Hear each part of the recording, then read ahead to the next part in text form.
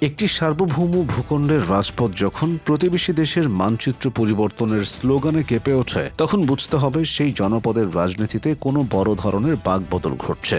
ভারতের সেভেন সিস্টার্সকে স্বাধীন করার আহ্বান কিংবা বিতর্কিত ঐতিহাসিক চরিত্রের পদাঙ্ক অনুসরণের ডাক, ঢাকা বিশ্ববিদ্যালয়ের একজন ছাত্রনেতার এমন প্রকাশ্য অবস্থান বর্তমানে দক্ষিণ এশিয়ার ভূ রাজনীতিতে নতুন আলোচনার জন্ম দিয়েছে। এই আলোচনার কেন্দ্রবিন্দুতে রয়েছেন মুসাদ্দিক আলী ইবনে মোহাম্মদ, যিনি ঢাকা বিশ্ববিদ্যালয়ের বাংলা বিভাগের শিক্ষার্থী এবং ডাকসুর বর্তমান সাহিত্য ও সংস্কৃতি বিষয়ক সম্পাদক। প্রথাগত ছাত্র রাজনীতির চেনা ছক ভেঙে এক নতুন উগ্র জাতীয়তাবাদী ধারার প্রবক্তা হিসেবে নিজেকে জাহির করছেন তিনি। মুসাদ্দিক আলীর রাজনৈতিক উত্থান কেবল আকস্মিক নয়, বরং এটি রাজপথের লড়াইয়ের মধ্য দিয়ে অর্জিত। ২৪শে জুলাই অভ্যুত্থানের সময় পুরানা পল্টন এলাকায় পুলিশের হাতে আটকের সেই ভাইরাল ভিডিও তাকে রাতারাতি পরিচিতি এনে দেয়। পুলিশের গাড়িতে ওঠার মুহূর্তেও তার অদম্য স্লোগান সাধারণ শিক্ষার্থীদের মধ্যে ব্যাপক আলোড়ন সৃষ্টি করেছিল। ডাকসু নির্বাচনে স্বতন্ত্র প্রার্থী হিসেবে প্রায় ৮৫,০০০ ভোট পেয়ে তার বিজয় প্রমাণ করে যে সাধারণ শিক্ষার্থীদের একটি বড় অংশ তার এই আপোষহীন ও ভিন্নধর্মী অবস্থানের প্রতি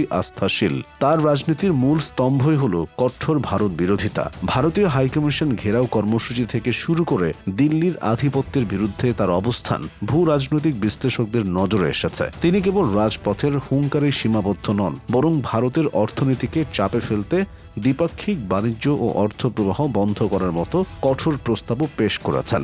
এছাড়াও ডক্টর জাকির নায়েককে সম্মানসূচক ডক্টরেট ডিগ্রি প্রদানের দাবি উত্থাপন করে তিনি তার রক্ষণশীল আদর্শিক অবস্থানের জানান দিয়েছেন। তবে মুসাদ্দিকের সমালোচনার তীর কেবল বহিঃশক্তির দিকেই নয়, বরং তার নিজ আন্দোলনের সহযোদ্ধাদের দিকেও সমানভাবে নিবন্ধিত।